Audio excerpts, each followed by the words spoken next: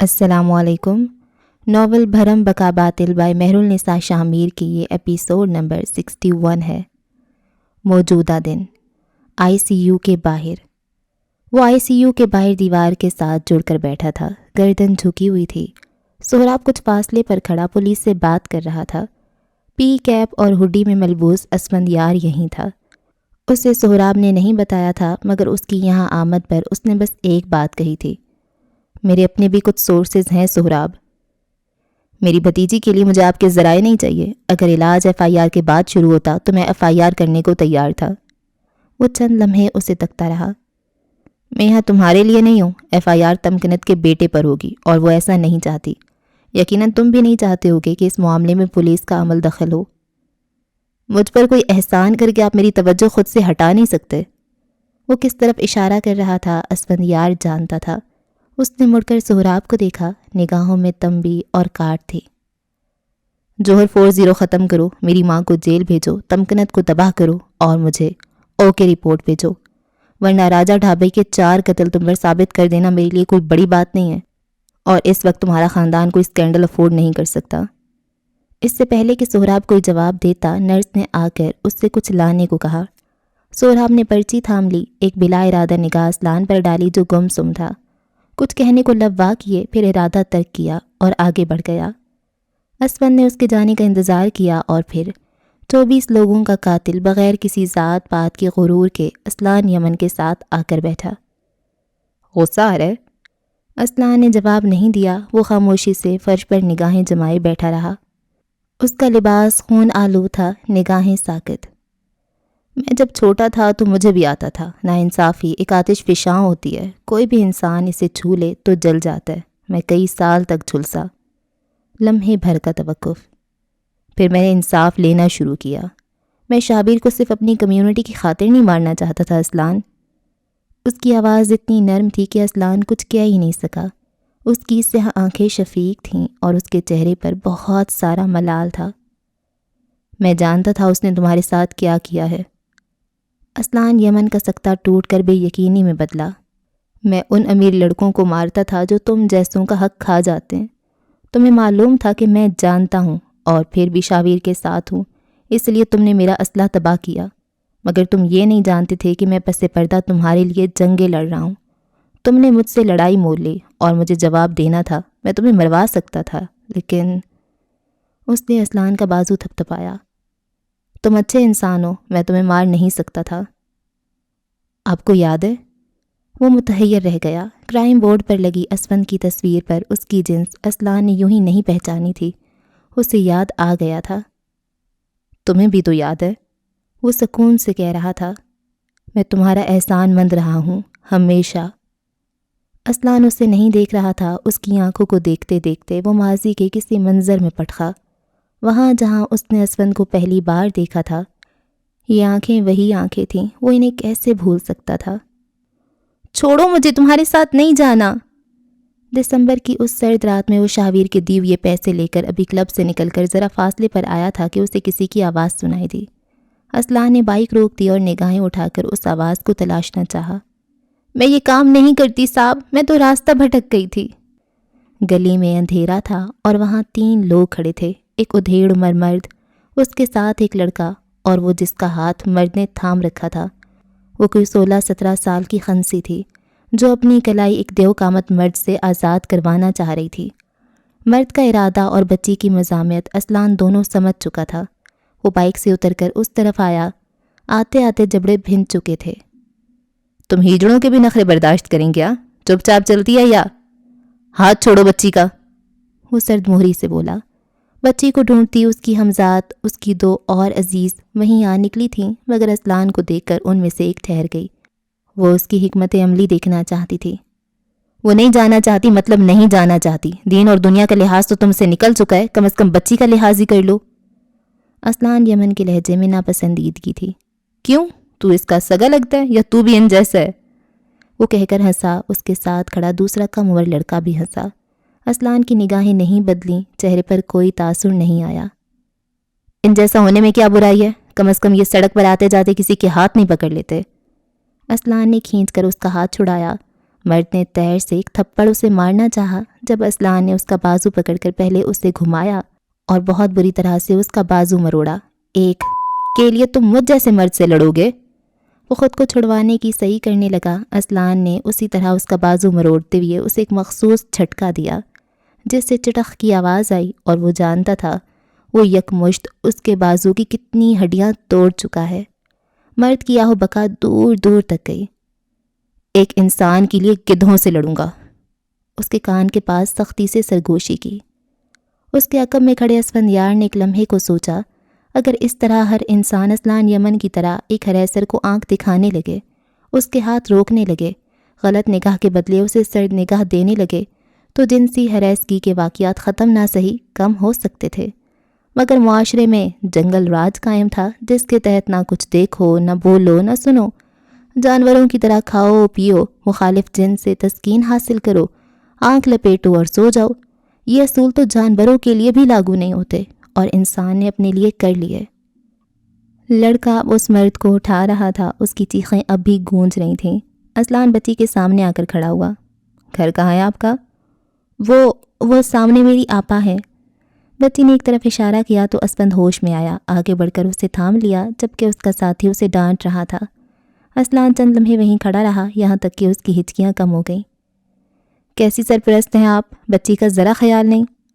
وہ ہر صبح جب شلوار قمیض کے ساتھ واسکٹ پہن کر نکلتا تھا تب کئی لوگ اسے آپ کہتے تھے، عزت سے نگاہ جھکاتے تھے، اور وہ ہر دفعہ جب اپنے اصل میں آتا تھا تب اس نے طرز تخاطب تو سنا تھا، نگاہوں میں غلاظت دیکھی تھی۔ یہ وقت ہے بچی کو باہر بھیجنے کا، دھیان نہیں رکھ سکتی؟ دونوں متحیر سی اسے تکتی رہیں۔ اسلان چپ چاپ اپنی بائک اس طرف لایا، ہیلمٹ وہاں اٹکایا اور ہاتھ سے انہیں آگے چلنے کا اشارہ کیا۔ چلے اب گھر چھوڑ کر آتا ہوں، وہ بگڑ کر کہہ رہا تھا، ماتھے پر بل تھے۔ گھر؟ لیلا بڑبڑائی۔ کہیں تو رہتی ہوں گی آپ؟ اکیلے جانے کی عادت ہے، تم اپنے گھر جاؤ، اسپند نے اس سے کہا تھا۔ باقی دو چپ چاپ اس کے پیچھے چل رہی تھی۔ اچھے گھر کے لگتے ہو، جاؤ، ہمارا روز ہے، ہر دن ایک نئی جنگ، کتنے روز تک ساتھ چلو گے؟ آج میرے ساتھ چلیں ورنہ رات کو مجھے نیند نہیں آئے گی، اس نے پلٹ کر سادگی سے کہا۔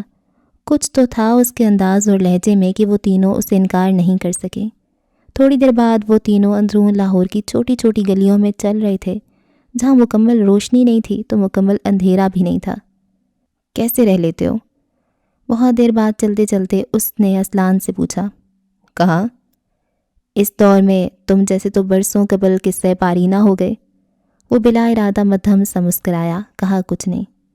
تمہیں یہ کس نے سکھایا، ہم جیسوں کی عزت کرنا؟ آپ جیسے کون؟ وہ گردن پھیرے اسے دیکھ رہا تھا۔ ہم جیسے یعنی معاشرے کے کمتر لوگ؟ آپ اور میں برابر ہیں، اگر میری کوئی عزت ہے تو آپ کی بھی ہے، کمتر تو کوئی نہیں۔ ہم ادنا ہیں لڑکے، کسی عربی کو اجمی پر اور کسی اجمی کو عربی پر کوئی فوقیت نہیں۔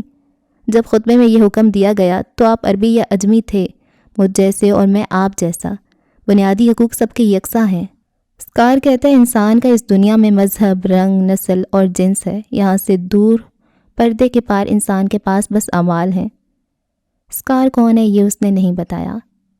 سفید رنگ کی ایک عمارت کے باہر بچی اور اس کے ساتھ چلتی دونوں نفوس رکے تو اسلان کو بھی رکنا پڑا۔ یہاں روشنی تھی، دونوں کے درمیان چند پل خاموشی رہی، پھر اسفند نے آگے بڑھ کر اس کا سر تھپ تھپایا۔ میری دعا ہے کہ تم جہاں جاؤ خدا تمہارے ساتھ رہے۔ لوگ کہتے تھے ان جیسوں کی بد دعائیں لگتی ہیں، مگر اس روز اسلان یمن نہیں جانتا تھا کہ اسے یہ دعا لگ جائے گی۔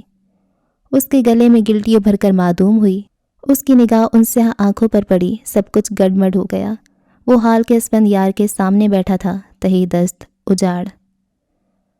آپ، اس نے خشک لبوں پر زبان پھیری، میں آپ کو یاد ہوں؟ اور میرے ساتھ لیلا تھی، وہ یاد کر کے بتا رہا تھا۔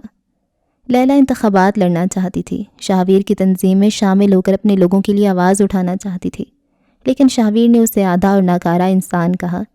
اس کے پہلے بھی کچھ مسائل تھے، وہ بیمار تھی، سہار نہ سکے، اس نے خودکشی کر لی۔ اسلان چپ چاپ اسے تکتا رہا، وہ اس خودکشی کی بابت جانتا تھا مگر اسے وجہ نہیں معلوم تھی۔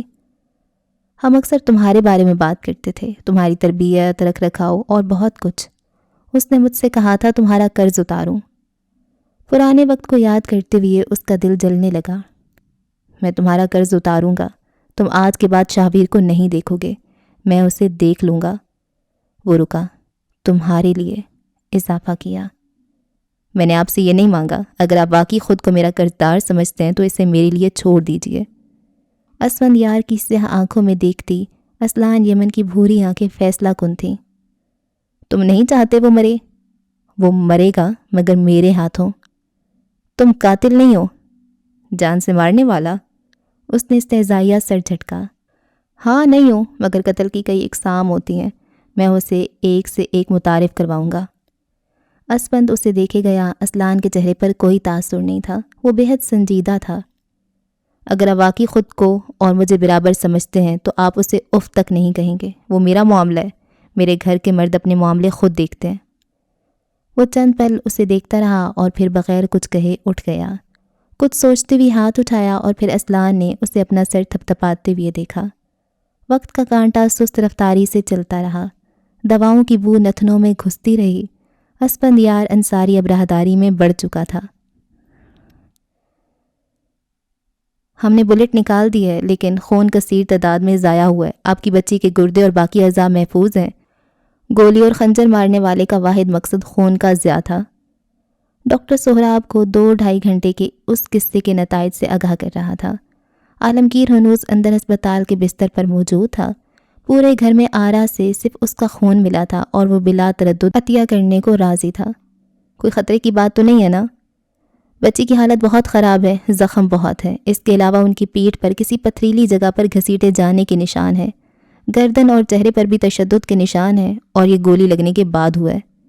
وہ رکے۔ اسلان ان کے آگے بولنے کا منتظر تھا۔ تنگ جگہ پر قید ہونے کی وجہ سے انہیں سانس لینے میں کافی دقت ہوئی ہے، شاید پھیپھڑے کچھ متاثر ہوئے ہوں، جس کے لیے ہمیں کچھ ٹیسٹ کرنے ہوں گے۔ سہراب خاموش تھا۔ اسلان نے مٹھی بھینچ رکھی تھی۔ وہ دونوں کوئی سوال کرنا چاہتے تھے مگر کر نہیں پائے۔ ان کے ساتھ کھڑی دل آرا نے اپنا حلق تر کیا اور کچھ پوچھا۔ کیا زیادتی؟ نہیں، ایسا کچھ نہیں ہوا۔ ڈاکٹر نے اس کی بات کاٹی۔ اسلان کی بھینچی مٹھی کھل گئی۔ سہراب کے تنے اعصاب ڈھیلے پڑے اور دل آرا چہرے پر ہاتھ رکھے تشکر سے پیچھے ہوئی۔ اگلے 24 گھنٹے کریٹیکل ہیں، میں آپ سے کسی قسم کی کوئی امید چھیننا نہیں چاہتا، لیکن چانسز 70-30 ہیں۔ 70 سروائیول کے؟ سہراب نے امید سے پوچھا۔ ڈاکٹر نے اس کا کندھا تھپتھپایا۔ یہ حوصلے کی تلقین تھی۔ 30 سروائیول کے۔ وہ بول کر چلا گیا تھا، اپنے پیچھے گہرا سکوت چھوڑ گیا۔ سہراب دھپ سے کمرے میں رکھی کرسی پر بیٹھ گیا۔ اسلان ساکت رہا اور پلنگ پر لیٹا عالمگیر چپ چاپ چھت کو تکتا رہا۔ اسے ہسپتال نہیں پسند تھے اور یہاں احتجاج کرنا اس سے بھی زیادہ ناپسند۔ یہاں اس نے افتخار یمن کے لیے احتجاج کیا تھا، وہ نہیں بچے۔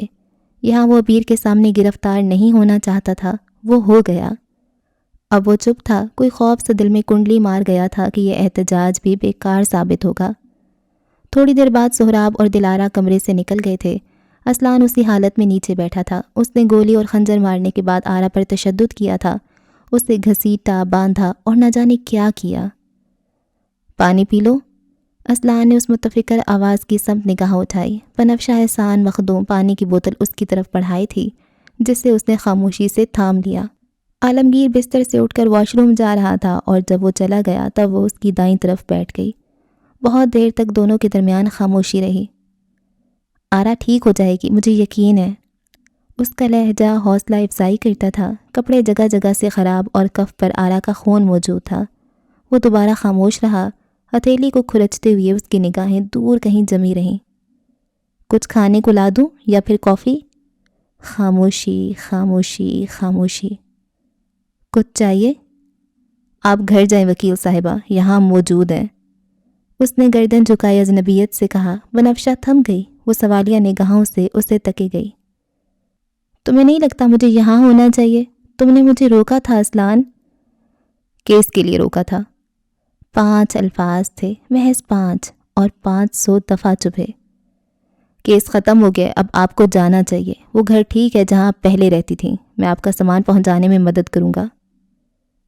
اس روز گاڑی میں اسلان کی باتیں سنتے ہوئے جو طمانینت وہ ساتھ لائی تھی سب کافور ہو گئی۔ اس کی آنکھیں ایک نقطے پر ساکت تھیں اور دل بنجر۔ تمہیں لگتا ہے ساری دنیا تمہارے اشاروں پر چلتی ہے؟ تم کہو گے تو رکا جائے، تم کہو تو جایا جائے؟ اس نے کچھ سختی سے کہا۔ کیا حق تھا اسے کہ وہ ہر بار اس کا دل ریزہ ریزہ کر دیتا تھا؟ اسلان نے کچھ نہیں کہا، بس پشت دیوار سے جوڑ کر آنکھیں بند کر لیں۔ بنفشہ کو اپنا آپ غیر ضروری لگا اور اس کے ساتھ بیٹھے ہوئے شخص نے اپنے دل پر بھاری پتھر پڑتے محسوس کیے۔ میں تم سے بات کر رہی ہوں اسلان، اور میں اپنی بات کر چکا۔ وہ چند پل اس کی جانب سے کسی جواب کی منتظر رہی، مگر جب اس نے کسی صورت نگاہیں نہ کھولیں تو وہ اٹھی۔ واش روم سے منہ ہاتھ دھو کر نکلتا عالمگیر ناپسندیدگی سے دونوں کے تنے ہوئے تاثرات دیکھ رہا تھا۔ وہ چلی گئی تو عالم بھڑکا۔ تم تکلیف میں ہو، اس کا یہ مطلب تو نہیں ہے کہ اسے بھی تکلیف دینا شروع کر دو؟ اسے بچا رہا ہوں، وہ بڑبڑایا۔ اگر یہاں سے جاتی ہوئی اس کا کوئی حادثہ ہوا، وہ مر گئی تو کیسے بچاؤ گے؟ اسلان نے پٹ سے آنکھیں کھولیں، اس کے لب بھن چکے تھے۔ ایسے مت کہو، اس نے بے حد ناگواری سے ٹوکا۔ وہ نکاہت زدہ مرد دوبارہ پلنگ پر آ کر بیٹھا، تکیوں کے سہارے نیم دراز۔ میں صحیح کہہ رہا ہوں، میں نے میرال کو بچانے کی بہت کوشش کی، لیکن اس کی موت لکھی تھی، سو وہ مر گئی۔ تقدیر کا لکھا کوئی نہیں کاٹ سکتا، لیکن اپنی خوشیوں کا منکر نہیں ہونا چاہیے۔ تمہیں لگتا ہے تم اسے خود سے دور کر دو گے تو وہ خوش رہے گی؟ مجھ سے لکھوا لو، ایسا نہیں ہوگا۔ کم از کم اس کی یہ حالت نہیں ہوگی جو اس وقت آرا کی ہے۔ اسلان یمن کی آواز لرزی، اس میں کوئی گیلا پن سا تھا۔ وہ خود کو اور زندگی کو تعمیر کرنے لگتا تھا، مگر شاویر بنگش دوبارہ آ جاتا تھا، اسے توڑنے اور تہی دست کرنے۔ پھر تو تم بھی خود کو شاویر کے عذاب سے بچا سکتے تھے، کیوں نہیں بچایا؟ عالم آج کوئی لحاظ رکھ ہی نہیں رہا تھا۔ اسلان کی رنگت سرخ ہوئی۔ اگر تمہیں لگتا ہے آرا کے ساتھ یہ تمہاری وجہ سے ہوا ہے تو تم غلط ہو۔ یہ شاویر کا اپنا عارضہ تھا۔ دنیا کی کوئی بھی عدالت اس جرم کو جرم مانتی ہے جو انسان نے اپنے ہاتھوں سے کیے ہوں، مگر ضمیر کی عدالت کڑی ہوتی ہے۔ اس عدالت میں کئی بے موت مارے جاتے ہیں، تم مت مرنا۔ اسلان نے ناک سے گیلی سانس خارج کی۔ عالم بھی قدرے ٹھنڈا ہوا۔ ادھر آؤ، بازو پھیلا کر اسے بلایا۔ اس نے بچوں کی طرح سر نفی میں ہلایا۔ ادھر آؤ یار۔ وہ سر جھکا گیا، اٹھا نہیں۔ اسلان، اب کی نرمی سے پکارا۔ ادھر آؤ میرا بیٹا۔ وہ اپنی جگہ سے اٹھا، گردن جھکائے چھوٹے چھوٹے قدم لیتا اس تک گیا، اور اگلے ہی پل وہ عالم کے قریب لیٹا، اس کے بازو سے لپٹ کر بے آواز رو رہا تھا۔ سارا خوف نکل آیا تھا۔ میں اسے کھونا نہیں چاہتا عالم، کبھی بھی نہیں۔ عالم چپ چاپ اسے تھپک رہا تھا اور وہ کسی ننھے بچے کی طرح روئے گیا۔ میں چاہتا ہوں وہ ہمیشہ میرے ساتھ رہے، میں اسے خوش رکھنا چاہتا ہوں، لیکن میں ڈر گیا ہوں۔ پینار میری وجہ سے مر گئی، آرا مر رہی ہے، اور میں اس فہرست میں اسے شامل نہیں کرنا چاہتا۔ نہ میں اسے چھوڑ سکتا ہوں، نہ میں اسے ساتھ رکھ سکتا ہوں۔ میں اتنا مجبور کیوں ہو گیا ہوں؟ اس کا پورا وجود ہچکولے کھا رہا تھا اور دل میں جلن تھی جو کسی شے سے بجھ نہیں رہی تھی۔ شابیر کیوں مجھے جینے نہیں دیتا ہے؟ آخر میرا قصور ہے کیا؟ عالم خاموش رہا۔ وہ آرا کے ساتھ ایسا کیسے کر سکتا ہے؟ وہ مر بھی سکتی تھی۔ اس نے عالم کا بازو مزید سختی سے جکڑ لیا۔ دنیا کے سارے مرد پرفیکٹ ہیں، ان کو گھر چلانا آتا ہے، وہ جاب کرتے ہیں، شادی کرتے ہیں، بہن ماں باپ کا خیال رکھتے ہیں، اور میں صرف ایک فیلئر ہوں۔ کوئی مرد مجھ جیسا نہیں ہوتا، کوئی اتنا ناکام نہیں ہوتا۔ میں کچھ بھی نہیں کر سکتا، نہ دوست بنا سکتا ہوں، نہ مجھے کوئی نوکری ملے گی، نہ میں اپنے گھر والوں کے معیار پر پورا اتروں گا، نہ کبھی محبت حاصل کر پاؤں گا۔ میں کسی کام کا نہیں، میں صرف ایک فیلئر ہوں۔ عالم نے اسے رونے دیا۔ وہ یہی کرتا تھا، سن لیتا تھا، رونے دیتا تھا، ٹوکتا نہیں تھا۔ جب وہ تھک گیا تب اس نے اسلان کا ایک ہاتھ اپنے ہاتھ میں لیا۔ کچھ سال پہلے میرے پاس سب تھا، ایک شاندار کریئر، سعادت کا نام، لال یمن جیسا گھر، تاجور جیسی خوبصورت عورت، اور بہت سارا پیسہ۔ مجھے پھر ساری دنیا نے بتایا کہ میں ابھی آدھا کامیاب ہوا ہوں، اب مجھے شادی کرنی چاہیے۔ تاج نے مجھے چھوڑ دیا اور میں نے سمن سے شادی کر لی۔ اب تو میں مکمل کامیاب تھا نا، لیکن نہیں، مجھے سب نے کہا کہ اب مجھے ایک بچہ پیدا کرنا چاہیے، ایک عدد سائیڈ بزنس بھی۔ میں نے جمع پونجی لگا کر ایک فلیٹ لے لیا۔ ابیر ہو گئی، اور پھر مجھے کہا گیا کہ نہیں، اب مجھے ایک بیٹا پیدا کرنا چاہیے، پھر میں ایک کامیاب اور مکمل مرد بنوں گا۔ تب پہلی دفعہ میں نے بیٹھ کر سوچا۔ اس نے اسلان کو دیکھا جو غور سے اسے ہی دیکھ رہا تھا۔ یہ جو سب کچھ تم بتا رہے ہو نا، یہ معاشرے کے طے کردہ معیار ہے۔ قدامت پسندی نے صرف عورت کا نقصان نہیں کیا، یہ نقصان مرد کا بھی ہوا ہے۔ پھر میں نے اس سے مخالفت کی، میں نے وہ کیا جو میرا دل کیا، میں معاشرے کا کامیاب مرد نہیں بننا چاہتا تھا، مجھے ضمیر کا کامیاب مرد بننا تھا۔ غور سے دنیا کو پرکھنا سیکھو۔ کئی مرد ہیں جو باہر کی دنیا میں اونچے عہدوں پر فائز ہیں، نرم گفتار ہیں، مگر جب وہ گھر جاتے ہیں ان کے بھائی ان کی شکل نہیں دیکھنا چاہتے، ان کی بیٹیاں ان سے ڈرتی ہیں، ان کی بیویاں سہم جاتی ہیں۔ یہ ہوتا ہے ناکام مرد۔ تم اب بھی خود کو ناکام سمجھتے ہو؟ یعنی میں فیلئر نہیں؟ یہ میں نہیں بتاؤں گا، تم خود سوچو۔ کیا تمہاری بہن تم سے بات کرنے سے ڈرتی ہے؟ کیا کوئی عورت تمہاری وجہ سے راستہ تبدیل کرتی ہے؟ کیا کسی کے گھر کی بچی تم سے غیر محفوظ ہے؟ کیا تم اپنے بڑوں کی عزت نہیں کرتے؟ کیا تم انسانوں اور جانوروں کی تکلیف محسوس نہیں کرتے؟ عالم رکا۔ You haven't failed as a man۔ تم ایک انسان ہو۔ انسانوں کی زندگی میں اتار چڑھاؤ آتے ہیں۔ جس طرح میری معاشرتی کامیابی، میرا پیسہ، میری بیویاں، میرا سادات ختم ہو گیا، اسی طرح اس وقت تم بھی اسٹرگل کر رہے ہو۔ ہر انسان کرتا ہے، لیکن یہ سب اس بات کو ڈیفائن نہیں کرتے کہ تم ایک کامیاب مرد نہیں ہو۔ وہ چپ ہو گیا۔ عالم سے زیادہ قیافہ شناس آدمی اس نے آج تک نہیں دیکھا تھا۔ اسکار بھی کامیاب مرد ہے؟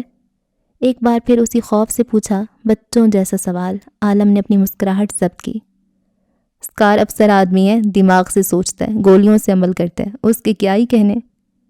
اسلان کچھ مطمئن ہو کر اس کے ساتھ لیٹ گیا۔ دونوں کی نگاہیں چھت پر جم گئیں۔ عالم اس کے سر پر ہاتھ پھیر رہا تھا۔ آرا ٹھیک ہو جائے گی نا؟ سروائیور ہے وہ، تم دیکھنا اسے کچھ نہیں ہوگا۔ اگلے کئی منٹ دونوں کے درمیان کوئی بات نہیں ہوئی۔ ڈاکٹر جو بھی کہہ گیا تھا وہ دونوں فی الحال اس گفتگو سے پرہیز کر رہے تھے۔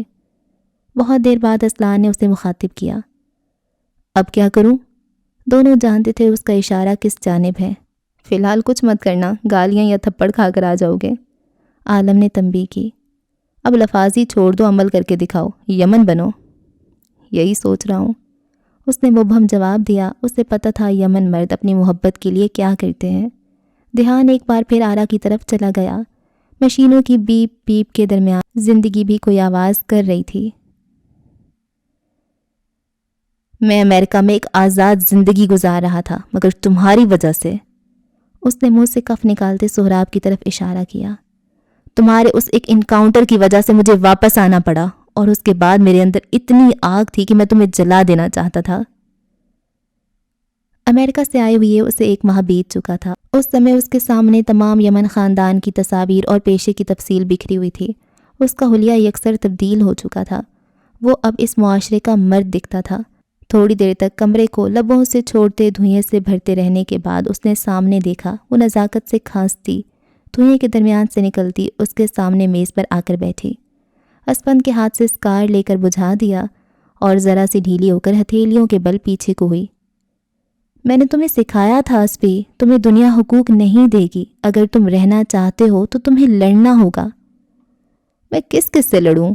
اس نے تھک کر اپنا سر اپسرا کی گود میں رکھ لیا۔ یہ آغوش اس کے لیے بے حد مقدس تھی۔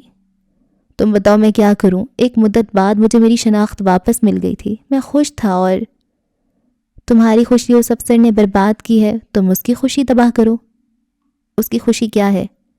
اس کا خاندان۔ اس نے نگاہیں اٹھا کر اسے تکا۔ وہ نرم نظروں سے اسے ہی دیکھ رہی تھی۔ اگلے چند پلوں میں اسفندیار انصاری نے چند کالز ملائیں۔ سہراب کا تبادلہ۔ اسے اپنے جس کام سے بے انتہا محبت تھی، اب وہی کام وہ مری کے جنگلوں میں کرے۔ یافس تارون کا کاروبار راتوں رات تباہ، اور عالمگیر کے لیے اس نے کچھ سوچ رکھا تھا۔ اپسرا اس کے تمام فیصلوں سے خوش تھی۔ اور اس کا بھتیجا؟ وہ پہلے ہی اپنی زندگی کا سیاہ ترین باب جی رہا ہے۔ تم جانتے تھے اسلان کے ساتھ کیا ہو رہا ہے؟ سہراب بے یقین تھا۔ اسفند عجیب سی کھوکھلی ہنسا۔ روز اول سے میں سب جانتا تھا۔ اور آپ نے تب شاہویر کو کچھ نہیں کہا؟ عقب میں بیٹھے اسلان نے آزردگی سے پوچھا۔ نہیں، کیونکہ میں تمہارا خاندان برباد کرنا چاہتا تھا، اور مجھے لگتا تھا تم بھی انہی کے جیسے کاذب ہو، لیکن بعد میں سڑک پر تم سے ملاقات کے بعد میں بدل گیا تھا۔ اور تم اب بھی سمجھتے ہو تم قدرت کے سالار ہو، اس کے بندوں پر رحم کرتے ہو اور انہیں ظلم سے نجات دلاتے ہو۔ اس نے ریوالور کی مدد سے اسفند کا چہرہ اونچا کیا۔ It's all about you. ایک ایک لفظ توڑ توڑ کر ادا کیا۔ تم جو کرتے تھے اپنے لیے کرتے تھے۔ تم نے جتنے لوگوں کی جان لی اپنے لیے لی۔ اگر تمہیں اپنی کمیونٹی کی اتنی فکر تھی تو تمہیں چاہیے تھا انہیں تعلیم دو۔ اگر ان کے پاس تعلیم ہوتی تو وہ کسی کے گھر جا کر ناچتے نہیں، تم انہیں جاب دیتے تو یہ لوگ جسم فروشی نہ کرتے۔ یہ تمہارے اپنے الفاظ ہیں، کبھی اس نہج پر سوچا کیوں نہیں؟ اسپند کی نظروں میں سرخی بڑھتی جا رہی تھی، اس کے لب سیدھی لکیر میں بند تھے۔ میں نے جو کیا وہ احکام تھے، یہ تمہارا ذہنی عارضہ تھا۔ تمکنت تو تمہاری دوست تھی۔ عالم ان دونوں سے بے نیاز کسی خواب کسی کیفیت میں بولا۔ تم جوہر 40 کھلوا کر اسے کیوں تباہ کرنا چاہتے تھے؟ تمکنت میری دوست نہیں ہے، وہ پھنکارا۔ جس روز وہ میرا اصل جان جائے گی وہ مجھ پر تھوکے گی۔ خدا نے مجھے صرف 2 دوست دیے تھے، لیلا اور رابعہ۔ میں نے ان دونوں کو بنگشوں کی وجہ سے کھو دیا۔ اب میرا فرض تھا کہ میں انہیں صفحہ ہستی سے مٹا دوں۔ پاکستان واپس آ کر ایک نئی زندگی شروع کرنا مشکل تھا، لیکن اتنا بھی نہیں۔ اس نے کافی دوست بنا لیے تھے، زندگی آگے بڑھائی تھی۔ اس وقت وہ تمکنت کے ساتھ تھا۔ سنا آپ کوئی نئی فلم بنا رہی ہیں؟ گاڑی کی اکبی نشست پر بیٹھے وہ دونوں ٹریفک کھلنے کے انتظار میں تھے جب اسپند نے یہ ذکر چھیڑا۔ ارادہ تھا لیکن اب نہیں، مجھے اس کی اسکرپٹ سے مسئلہ ہے۔ گھوم پھر کر ساری کہانی مشرق کے خواجہ سراؤں کی حمایت میں جاتی ہے۔ تو اس کی تمام حسیات جاگ چکی تھیں۔ میں اس سب میں نہیں پڑھنا چاہتی، اور ویسے بھی ان کو حقوق ملنے لگے تو ہمارے ہی منہ کو آئیں گے۔ یعنی یہ لوگ جس طرح کی زندگی گزار رہے ہیں اس پر آپ اختیار رکھتے ہوئے بھی کچھ نہیں کریں گی؟ وہ چاہتے ہوئے بھی خود کو روک نہ سکا۔ کم آن اسپند، ان سے مجھے کیا؟ اس ملک میں حقوق دلانے کو مرد عورت بھی ہیں، پہلے ہم انہیں تو دیکھ لیں۔ بائی دا وے، کل تم نے جو عوام سے خطاب کیا وہ کمال تھا۔ اب مجھے سمجھ آیا تمہارے بابا کیوں چاہتے تھے کہ تم واپس آؤ، اور میں خوش ہوں کہ میں نے روبینہ کو تمہیں واپس لانے کا مشورہ دیا۔ اسپند دم ساتھ گیا۔ آپ نے مجھے واپس بلوانے کا کہا تھا؟ ہاں، تمہارے بابا چاہتے تھے۔ سچ بتاؤں تو انہوں نے مجھے پیشکش دی تھی کہ اگر تم واپس آ جاؤ تو وہ اسلحے کے کاروبار میں میرا حصہ بڑھا دیں گے۔ وہ عام سے انداز میں بتا رہی تھی۔ اسپند پلک تک نہ جھپک سکا۔ میں تمہارے آنے سے بہت خوش ہوں اسپی۔ وہاں میری ایک زندگی تھی، میں وہاں خوش تھا، اور آپ یہ بات جانتی تھی۔ جانتی ہوں، مجھے بتایا تھا رابعہ نے۔ اس نے یہ بھی کہا تھا کہ میں تمہاری ماں سے بات نہ کروں، لیکن مجھے یقین تھا تم یہاں آ کر بھی خوش رہو گے۔ وہ اس سے بے نیاز تھی، اس کی ساری بات گھوم پھر کر اس کی اپنی ذات تک آتی تھی۔ اس کے بعد اسپند نے کوئی جواب نہیں دیا، وہ خاموش ہو گیا تھا، مگر اس کے اندر کا خلفشار نہ خاموش ہوا نہ ختم۔ جس تعلق کی بنیاد ہی مادیت پرستی تھی، وہ اس تعلق سے کیا ہی امید رکھتا؟ وہ اس کی دوست نہیں تھی، وہ جان گیا تھا۔ اور تمہارا باپ، اس کا کیا؟ اس نے تو کبھی تم سے نفرت نہیں کی، تم اسے کیوں قبول نہیں کر سکے؟ اب کے اسپند کی آنکھیں بھیگ گئیں۔ چند لمحے وہ چہرہ جھکائے بیٹھا رہا، اور پھر عالم نے آنسوؤں کے چند قطرے اس کی گود میں گرتے ہوئے دیکھے۔ بہت دیر بعد اس نے سر اٹھایا تو اس کی آنکھوں میں وہ رنج نظر آیا جو عالم نے آج تک کہیں نہیں دیکھا تھا، یا شاید یہ وہی ملال تھا جو میرال کی آنکھوں میں تھا۔ میری ماں نے مجھے قبول نہیں کیا، مجھ سے نفرت کی، مگر وہ آخرکار میری ماں تھی۔ بعض دفعہ اس کا کلیجہ میرے لیے نرم پڑ ہی جاتا تھا، لیکن میرے باپ نے مجھے اس جسم سے محروم کیا جو مجھے خدا نے دیا تھا۔ اس نے مجھے ٹکڑے ٹکڑے کر دیا۔ میں اس سے صرف نفرت نہیں کرتا، میرے بس میں ہو تو میں اسے زندہ گاڑ دوں۔ یعنی تم نے اس کی قبر بھی شروع سے تیار کی؟ اسپند نے دھیرے سے نفی میں سر ہلایا۔ شروع سے نہیں، کیونکہ مجھے اسے ڈر لگتا تھا۔ دونوں یمن ہل نہیں سکے۔ وہ خوف زدہ تھا، وہ واقعی خوف زدہ تھا۔ پھر میں نے 1-2 روز قبل ہر ڈر ختم کر دیا۔ کرسی کی طرف بڑھتا میرا ہر قدم مجھے بے خوف کر رہا ہے۔ اسے امریکہ سے آئے ہوئے چند ماہ ہوئے تھے، اور آج اس کی سجاد کے ساتھ ایک تفصیلی ملاقات ہو رہی تھی۔ وہ معتقد مرید کی طرح ان کے سامنے بیٹھا تھا۔ اسے سجاد کبھی باپ نہیں لگا تھا، وہ ایک ڈکٹیٹر تھا جس نے اسپند کی زندگی کو رسیوں سے الجھا رکھا تھا۔ وہ بتاتا تھا کیا کرنا ہے، وہ جتاتا تھا اسپند جو ہے اس کی وجہ سے ہے۔ جانتے ہو ابراہیم بھاگ سکتا تھا؟ شراب کی بوتل سے گلاس بھرتے اس نے اسپند سے پوچھا۔ مجھے نہ اس کی عورت بازی سے مسئلہ تھا، نہ ہی شراب اور نہ ہی اقتال۔ اس سے میرا واحد مسئلہ یہ تھا کہ وہ میرا بیٹا نہیں تھا۔ یہ بات اسپند کے لیے نئی نہیں تھی۔ ابراہیم روبینہ اور اس کے تایا کا بیٹا تھا، جس کی وفات کے بعد روبینہ کی شادی سجاد سے ہوئی۔ مجھے سیاست میں میرا اپنا بیٹا چاہیے تھا۔ تمہاری پیدائش پر میں مایوس ہوا تھا، لیکن 15 سال کی عمر میں جو تم نے کیا اس سے مجھے خوشی ہوئی۔ تم نے پہلی بار ثابت کیا تم میرے بیٹے ہو۔ ہاں، مگر ایک ذرا سی خامی کے ساتھ۔ وہ خامی نہیں، میرا اصل تھی۔ اس نے کہا نہیں، بس سوچ سکا۔ وہ اب کہتا نہیں تھا، لبوں پر جھوٹی مسکان سجائے وہ انہیں سن رہا تھا۔ اب تمہیں وہ خامی نہیں، اب تم سیاست کے لیے تیار ہو۔ اس نے ایک گلاس اسپند کی طرف بڑھایا اور آگے بڑھ کر اس کا کندھا تھپ تھپایا۔ میرا بیٹا، میرا شیر۔ اسپند ہولے سے مسکرایا۔ آپ کی سب سے بڑی خواہش کیا ہے بابا؟ تمہیں سیاست کی اس گدی پر دیکھنا جہاں میں آنا چاہتا تھا، مگر میری معذوری آڑے آ گئی۔ اسپند نے سمجھ کر سر ہلایا۔ ہفتے پر لگا کر اڑے، ماہ سال میں تبدیل ہوئے، اور آج انتخابات سے 2 ماہ قبل وہ اپنے باپ کے سامنے کھڑا تھا۔ تاریخ خود کو دہرا رہی تھی۔ اسفندیار انصاری اپنے باپ کے کمرے میں اس کے پلنگ کے سامنے کھڑا تھا، پورے قد کے ساتھ، طاقتور اور صاحب استطاعت۔ آپ کی سب سے بڑی خواہش ایک خواہش ہی رہے گی بابا۔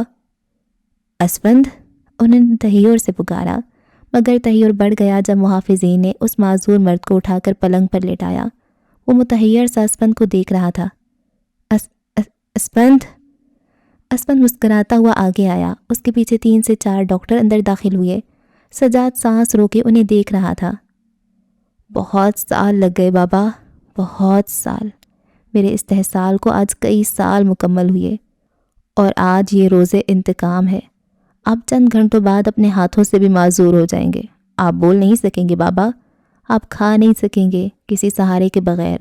خوشی، غم، تکلیف، راحت، آپ کے چہرے سے کچھ ظاہر نہیں ہوگا۔ آج آپ کے جسم پر میرا اختیار ہے، اور آج میرا اختراع آپ کو بتائے گا۔ نارمل صرف میرا دماغ نہیں تھا، آپ نے میرے جسم کے ساتھ غلط کھیل کھیلا۔ وہ بول نہیں رہا تھا۔ سجاد انصاری کے جسم میں قطرہ قطرہ زہر انڈیل رہا تھا۔ اسپند! سجاد پیچھے سے چلایا، متوحش، بے چین۔ اسپی واپس آؤ، مجھے صرف 2 ماہ کا وقت دو۔ اسپی، میں تمہارا باپ ہوں، میں تمہیں گدی نشین ہونے دیکھنا چاہتا ہوں۔ وہ نہیں سن رہا تھا۔ راہداری میں چلتے ہوئے اس کے چہرے پر کوئی تاثر نہیں تھا۔ وہ جنون کی ہر حد پار کر آیا تھا۔ اسے اب انسان لگنا بند ہو چکے تھے۔ جو کبھی اس کی جان کو آیا تھا، آج ان میں سے ہر ایک کی جان وہ خود لے گا۔ یہ اس کا عہد تھا۔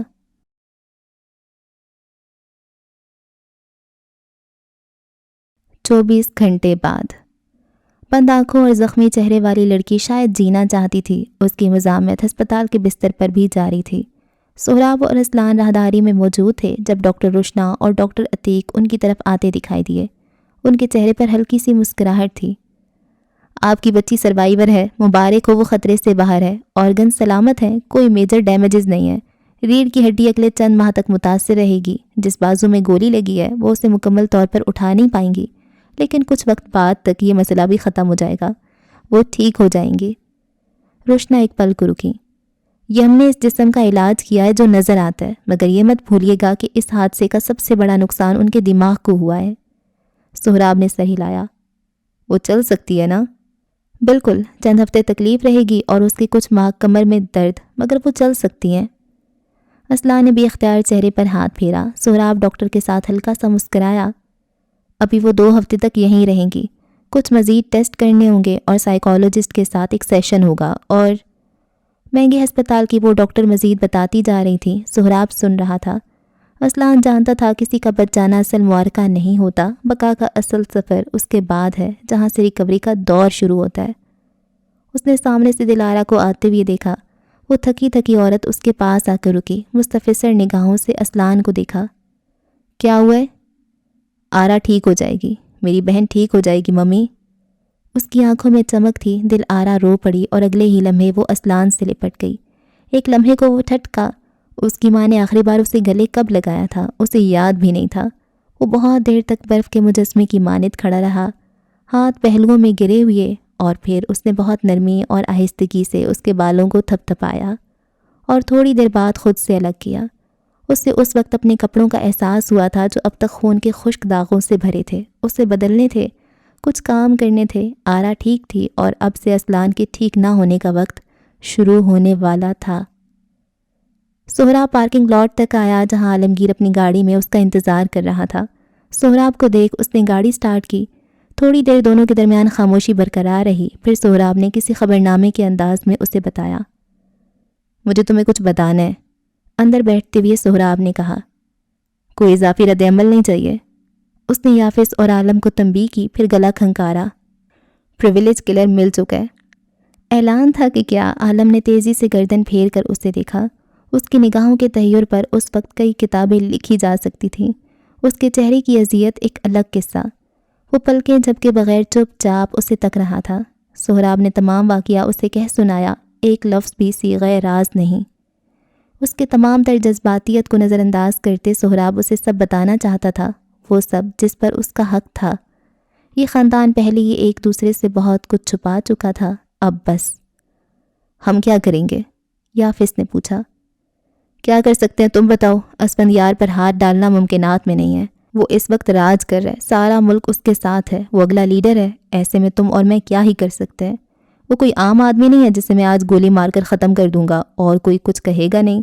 اسے انگلی بھی چبھی تو خون ہمارا بہے گا، اور اسفند یہ سب جانتا ہے۔ سب سے بڑھ کر پوری خواجہ سرا کمیونٹی اس کے ساتھ ہے، ہم ان کے خلاف بھی نہیں جا سکتے۔ اس نے حالات کا مکمل خلاصہ بیان کیا۔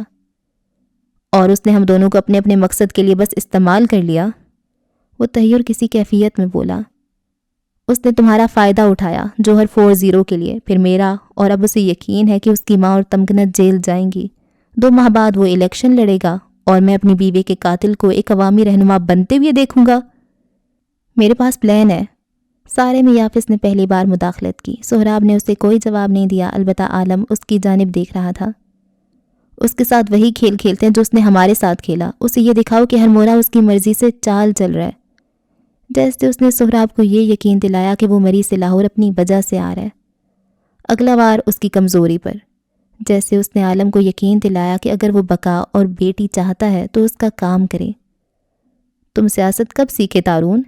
عرصے بعد سہراب نے اسے اس نام سے پکارا تھا۔ یافس جیسے سکتے میں آ گیا ہو، وہ بہت دیر تک کچھ کہہ نہیں سکا، یہاں تک کہ عالم نے گاڑی کا موڑ کاٹا، یہاں تک کہ سہراب دوبارہ اپنے موبائل کی طرف متوجہ ہو گیا۔ بس ایک وہ تھا جسے ماضی کے در و بام سے آتی ہوا مہکا گئی تھی۔ یافس نے شادی کر لی ہے، عالم نے بآواز بلند اطلاع دی۔ سہراب چونکا، موبائل پر چلتی اس کی انگلیاں تھمیں۔ روشن رحمان کی بیٹی بن کر رہنے والی عورت رابعہ پرویز ہے، جوہر 40 کی سروائیور۔ وہ پے در پہ اسے جھٹکے دے رہا تھا۔ سہراب بے یقینی سے سن رہا تھا۔ رابعہ پرویز زندہ ہے؟ یعنی اسفند کی دوست، جوہر 40 کی چشم دید گواہ؟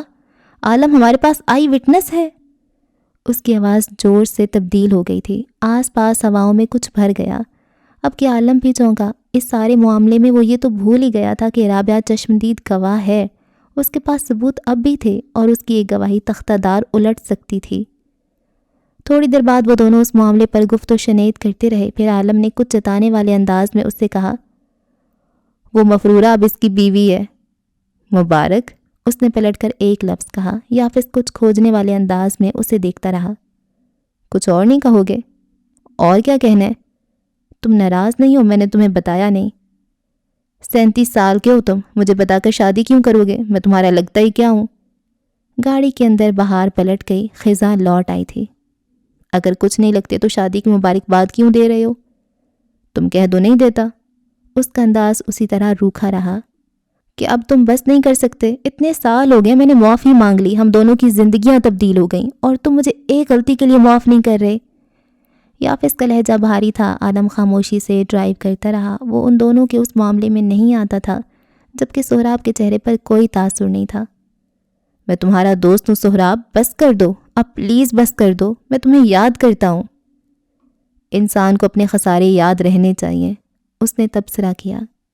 مجھ سے معافی مت مانگو کیونکہ معاف میں کر چکا ہوں، واپسی بھی مت مانگو کیونکہ واپس میں آ نہیں سکتا۔ تو میرے دوست تھے، ہو نہیں؟ کچھ دوستیاں ٹوٹ جاتی ہیں اور پھر کبھی نہیں جڑتی، ہماری دوستی بھی نہیں جڑے گی، کوششیں ترک کر دو۔ مجھے تکلیف ہو رہی ہے۔ مجھے بھی ہوئی تھی، پھر میں ٹھیک ہو گیا۔ یافس کے دل پر کوئی بھاری شے آ کر لگی تھی۔ سہراب پتھر تھا، وہ جتنا بولتا اتنا اس کی سختی میں اضافہ ہوتا جاتا۔ یہ سچ تھا کہ وہ اسے یاد کرتا تھا، مگر یہ بھی سچ تھا کہ سہراب کو اب وہ نہیں چاہیے تھا۔ یہ سچ تھا راستہ بدلنا مشکل تھا، مگر یہ بھی سچ کہ افسر کی انا اب ٹوٹنے کی نہیں، اور ٹوٹے بھی کیوں؟ کردار کوئی معمولی شے تو نہیں۔ رابعہ کے گھر چلو، مجھے اپنا کام آج سے شروع کرنا ہے۔ سہراب نے اسے حکم دیا۔ عالم نے گاڑی اس کی گھر کی طرف موڑ دی۔ ونڈ اسکرین میں اس کو دیکھا۔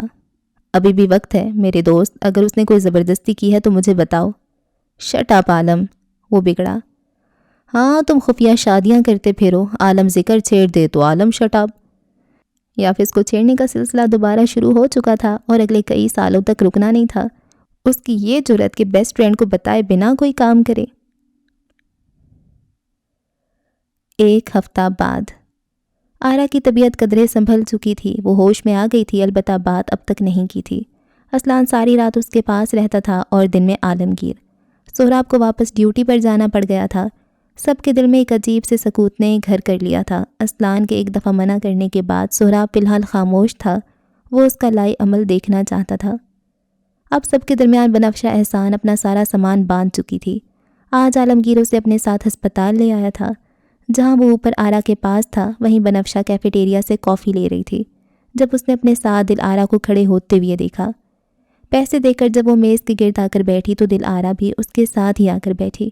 اب کہ بنفشہ ٹھٹکی، کیا یہ عورت اس سے بات کرنا چاہتی تھی؟ کوئی بات کرنی آپ کو؟ بالآخر اس نے خود پوچھ لیا۔ عمر کیا ہے تمہاری؟ اس کے لہجے میں عجیب سی کاٹ تھی۔ 30 سال۔ اسلان 27 کا ہے، وہ جتاتے ہوئے بولی۔ تم سے کافی چھوٹا ہے۔ میں جانتی ہوں اور یہ بھی جانتی ہوں کہ شجاع صاحب آپ سے 3 ماہ چھوٹے تھے اور آپ کے موجودہ شوہر 6 سال۔ وہ مسکرا کر بولی اور کافی کا اسٹرا لبوں میں دبا لیا۔ آپ یقیناً مجھ سے میری عمر پوچھنے نہیں آئی ہوں گی، مقصد کی بات پر آئیں۔ میرے بیٹے کا پیچھا چھوڑ دو لڑکی، وہ تمہارے دام میں نہیں آئے گا۔ آپ کو غلط لگتا ہے ممی؟ آواز تھی کہ کوئی سور، بنفشہ کا جواب اس کے لبوں پر ہی اٹک گیا جبکہ دلارا کی رنگت سفید ہوئی۔ وہ مڑ کر اسے دیکھ بھی نہ سکی مگر بنفشہ نے دیکھ لیا، وہ عین اس کے سامنے تھا۔ لینن شرٹ کے ساتھ سفید پینٹ پہنے وہ ہمیشہ کی طرح اسے سوبر لگا۔ میں ان کے دام میں آ گیا ہوں اور ایسا آیا ہوں کہ کم از کم اس زندگی میں نکلنا نہیں چاہتا۔ اسلان میں کچھ کہنے کی کوشش کرتی وہ اٹھ کھڑی ہوئی جب اسلان نے ہاتھ اٹھا کر اسے روکا۔ آپ میری ماں ہیں، میں آپ کو کوئی تلخ بات نہیں کہنا چاہتا، لیکن آپ میرے معاملات میں نہ آیا کریں۔ ایک عرصہ پہلے آپ مجھے چھوڑ کر گئی تھیں، میں آپ کو بلیم نہیں کرتا، اب میں چھوڑ رہا ہوں تو مجھے تنگ نہ کریں۔ میں تو بس، آپ کی بیٹی کو آپ کی زیادہ ضرورت ہے، اس کے پاس جائیں۔ وہ اسی نرمی سے بولا، اس سارے میں اس کی نگاہ ایک پل کے لیے بھی بنفشہ سے نہیں ہٹی تھی۔ وہ سامنے سے گزر کر چلی گئی تو بنفشہ بھی جانے کو اٹھ کھڑی ہوئی۔ مجھے تمہاری وکالت کی ضرورت نہیں ہے۔ جانتا ہوں، وہ کہہ کر رکا، گہری سانس لی اور اسے دیکھا۔ ہم تھوڑی دیر بات کر سکتے ہیں؟ ہم بات کر چکے ہیں اسلان، جو حد تم نے درمیان میں کھینچ دی ہے میں اسے پار نہیں کروں گی۔ تمہیں اسپیس چاہیے تھی، تمہیں مل رہی ہے، مجھ سے زیادہ کی توقع مت رکھو۔ میں اس روز کچھ اور سوچ رہا تھا اور تم ساری زندگی یہ سوچتے رہو گے اور میں ساری زندگی اپنا برطرف کیا جانا برداشت نہیں کر پاؤں گی۔ اس کی آواز نرم اور دو ٹوک تھی۔ پہلی بار اسلان کو لگا ہاتھ سے ریت نہیں، زندگی پھسل رہی ہے۔ اتنے دنوں میں ایک بار بھی تم نے مجھ سے معذرت نہیں کی، ایک کال اور ٹیکسٹ نہیں کیا۔ میں بہت اچھی طرح سمجھ گئی ہوں تمہاری زندگی میں میری جگہ کیا ہے۔ تم صرف اپنے چچا کے کہنے پر میرے ساتھ کام کرتے رہے اور میں تمہاری کرایہ دار رہی۔ درمیان میں جو بھی تھا جذبات کا بہاؤ تھا اور بس۔ تمہاری ممی درست ہے، ہمارے درمیان کچھ نہیں ہو سکتا اور اب کچھ میں چاہتی بھی نہیں۔ وہ بمشکل خود پر ضبط رکھے ہوئے تھی۔ اسلان یہ بات سمجھ گیا، البتہ بولا کچھ نہیں، بس گردن جھکائے جوتے سے فرش مسلتا رہا۔ بنفشہ اپنا پرس سنبھالتے اس کے سامنے سے نکل کر چلی گئی۔ کیفیٹیریے کا شور جوں کا توں تھا، لوگ آس پاس سے گزر رہے تھے، مگر اسلان کو یوں لگا جیسے ہر آواز تھم گئی ہو۔ وہ اس سے کہنا چاہتا تھا، ممی کے بیٹے کو لگتا ہے اب ہر تعلق تم، مگر وہ جا چکی تھی۔ اسلان یمن دل کی بات کہنے میں ہمیشہ دیر کر دیتا تھا۔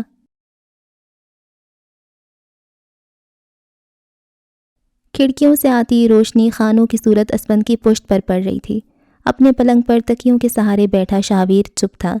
اب اس کے چہرے کی پرکشش نقوش محض پرکشش نہیں رہے تھے، اب ان میں ہیبت بھی تھی۔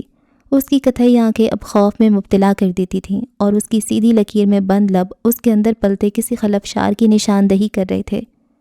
کچھ تھا اس کے اندر، کوئی آگ جو سینے میں جل کر اس کے سارے وجود کو خاکستر کر رہی تھی۔ کیا تھا وہ اور کیا بن چکا تھا؟ آگے کا کیا ارادہ ہے؟ دھوئیں کے مرغولے فضا میں اڑاتے اسپند نے اس سے پوچھا۔ اس کے سامنے رکھی میز پر شراب کے گلاس اور بوتلیں رکھی تھیں۔ جو اس بات کی غمازی تھے کہ وہ کافی وقت سے یہیں تھا۔ جب مل ہی گئی تھی تو حاصل بھی کر لیتے۔ شاویر نے ناگواری سے اسے دیکھا۔ اسپند ہنس پڑا۔ کیا یار، کیسے مرد ہو تم، ایک لڑکی کو ٹھکانے نہ لگا سکے؟ میں نے ہار نہیں مانی۔ الفاظ گھراہٹ کی صورت اس کے منہ سے باہر نکلے۔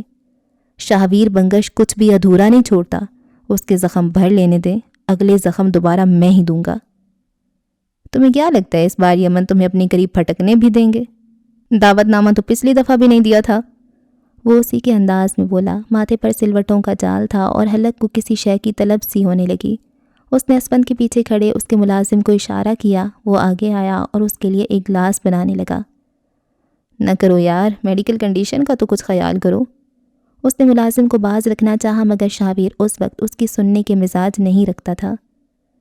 برف میں مت ڈالو، گلاس پورا بھرو۔ اسپند گہری سانس بھر کر رہ گیا۔ گلاس شاہویر تک گیا جسے وہ ایک ہی سانس میں غٹاغٹ پی گیا۔ سینہ اندر تک جل گیا۔ آپ مجھ سے کیا چاہتے ہیں؟ پیسہ۔ شاہویر الجھا۔ اپنا خالی گلاس سنبھالتے اسپند کے سامنے والی کرسی کھینچ کر بیٹھنے تک وہ اسی طرح اسے دیکھتا رہا۔ تم نے راجبیر کے باپ کے لیے کام کیا تھا، یاد ہے؟ گفتگو کس سمت جا رہی تھی وہ جانتا تھا۔ اس کے چہرے کی رنگت متغیر ہوتی جا رہی تھی۔ تم نے اس کا پیسہ آن لائن سرمایہ کاری میں لگایا تھا اور یہ بہت پہلے کی بات ہے۔ اس نے اسپند کی بات کاٹی۔ اب میں یہ سب نہیں کرتا۔ گلاس کی بجائے اب اس نے پوری بوتل منہ پر چڑھا لی تھی۔ اس سے کسی طور چین نہیں آ رہا تھا۔ میری پوری بات سنو شاویر، ایک دبئی کا انویسٹر ہے طہور ملک، اس کے پاس کچھ پیسہ ہے۔ میں بہت عرصے تک اسے سفید میں تبدیل کرتا رہا ہوں، لیکن اب میرے لیے یہ کام کرنا مشکل ہے، مگر تم یہ کر سکتے ہو۔ اس وقت تمہیں پیسہ چاہیے ہوگا۔ کتنا ہی دے سکتا ہے وہ؟ اس کا اربوں خربوں کا سہم میں سفید کروں اور وہ بدلے میں مجھے چند ٹکے دے کر فارغ کر دے گا؟ اس نے بیزاری اور کوفت سے کہا۔ 70-30۔ اسپند کے عام سے الفاظ پر شراب شاہویر کے حلق میں اٹکی۔ یہ اس کی پہلی پیشکش ہے، 70-40 بھی ہو سکتا ہے اگر تم چاہو۔ وہ بغیر سانس لیے بنا پلکیں جھپکے اسے تک رہا تھا۔ 40%؟ یہ بہت بڑا تھا، شاہویر کے تمام عمر کمائی ہوئے پیسے سے بھی بڑا، مگر اس کے حکم کا عقاب اس کے پاس نہیں تھا اور اس کے بغیر شاہویر کی ہر بازی بغیر کھیلے مات تھی۔ کاش وہ اسنان یمن کی گردن کچھ عرصہ مزید بور تلے رکھ پاتا۔ اگر تم یہ کام کر دو تو میں اگلے 2 مہینوں میں ایسے 2 اور لا سکتا ہوں۔ یہ کام آپ بھی تو کر سکتے ہیں، کسی کو 5% دے کر باقی کا 35% خود رکھ لیں۔ میں کیوں؟ اسپند نے اسے ستائشی نگاہوں سے دیکھا۔ دنیا چاہے تمہیں جو کہتی ہو، یمن خاندان کے لیے تم چاہے جو صحیح، مگر ایک بات طے ہے، تم ایول جینیس ہو۔ کم از کم سیاہی میں کوئی تم سے زیادہ سیاہ نہیں ہو سکتا۔ شکریہ نہیں کہوں گا، کیونکہ اپنے بارے میں سب جانتا ہوں۔ میرا سوال اب بھی وہی ہے، میں کیوں؟ آپ کیوں نہیں؟ وہ اسپند کی آنکھوں میں آنکھیں ڈالے بیٹھا تھا۔ میں ان کے ساتھ برابر ہونا چاہتا ہوں شاویر۔ چند ٹکوں کے آگے خود کو جھکا دیا تو میری حکومت میں آنے کے بعد مجھ سے ہونے والی ہر ملاقات میں انہیں میں اپنا ملازم لگوں گا۔ خود کو اونچا رکھنا پڑتا ہے تاکہ لوگ تمہیں گردن اٹھا کر دیکھیں۔ اگر آپ خود سے یہ کام کر کے نچلے درجے پر آ جائیں گے تو انہیں انکار کریں، حامی کیوں بھری؟ یہ میری ٹیسٹ ڈرائیو ہے، میں آزمایا جا رہا ہوں۔ مستقبل میں اسفندیار کس قسم کی ڈرٹی پالیٹکس کر سکتا ہے، اس کے ہاتھ کس طرح کی سرگرمیوں میں ملوث ہوں گے۔ مرد کو عورت تب ملتی ہے جب اس میں خوبیاں زیادہ ہوں، اسے حکومت تب ملتی ہے جب اس میں سیاہکاریاں زیادہ ہوں۔ میں اپنا ٹیسٹ بھی پاس کرنا چاہتا ہوں اور چاہتا ہوں کہ گردن اونچی بھی رہے۔ اب تم اپنا جواب بتاؤ۔ میرا ایک سوال اب بھی وہی ہے، میں ہی کیوں؟ اس کی نگاہ ایک پل کے لیے بھی اسپند سے ہٹی نہیں۔ کیونکہ مجھے تمہاری ذہانت پر اعتبار ہے، مجھے لگتا ہے تم ہر حد پار کر سکتے ہو، اور وہ گلاس میں مزید برف ڈالتے آگے کو جھکا۔ میں چاہتا ہوں تم میرا بایاں بازو بنو، میرے ساتھ کام کرو شاہویر۔ میں اس دنیا میں پیسہ کماؤں گا، تم ڈارک ویب کی دنیا سے سفید کر کے دو گے۔ تم اور میں، ہم دونوں اپنی اپنی ماؤں کا کاروبار ہیں۔ ہمیں ہماری ماؤں نے اس نہج پر لا کر کھڑا کر دیا ہے کہ واپسی کی کوئی راہ ہمیں سمجھ نہیں آ رہی۔ تم مجھے سمجھ سکتے ہو اور میں تمہیں۔ میں چاہتا ہوں پیچھے پلٹنے کی بجائے دونوں ایک ساتھ آگے بڑھیں۔ شاہویر کے ابرو پر سوچ انداز میں اکٹھا ہوئے، شراب کا سارا نشہ ہرن ہو گیا۔ اس کا لالچ اسے سبز باغ دکھا رہا تھا، مگر اسلان یمن کے بغیر وہ اس کے ساتھ 2 دنیاؤں کا کندن یہاں سے وہاں کر سکتا تھا، اور اس کے بنا کوڑی کا بھاؤ بھی 100 تولا۔ سوچ کر بتاؤں گا۔ اگر اسپن سیاستدان تھا تو سامنے بھی داؤ پیچ کا ماہر شخص موجود تھا۔ وہ ابھی سے اس بات میں جواب دے کر اپنی قدر و قیمت نہیں گنوانا چاہتا تھا۔ یہاں سے دور اس ملاقات کی آواز سنتا اسلان یمن اب موبائل بند کر رہا تھا۔ اسے یقین تھا اس کا کام ہو جائے گا۔ وہ آرا کے کمرے میں آیا تو وہ دواؤں کے زیر اثر سو رہی تھی۔ عالم وہیں ایک صوفے پر بیٹھا اپنا کام کر رہا تھا۔ وہ دن کا زیادہ وقت یہیں گزارتا تھا۔ اس نے اسلان کو آتے اور چپ چاپ آرا کے قریب بستر پر بیٹھتے ہوئے دیکھا تو لیپ ٹاپ اٹھائے خود نکل گیا۔ اسے یکسوئی سے کام کرنا تھا، ارادہ اب گھر جانے کا تھا۔ کیسی ہو تم؟ اس کا فربہ ہاتھ اپنے ہاتھ میں لیتے ہوئے ہلکی آواز میں پوچھا۔ انگوٹھے سے اس کی ہتھیلی سہلائی۔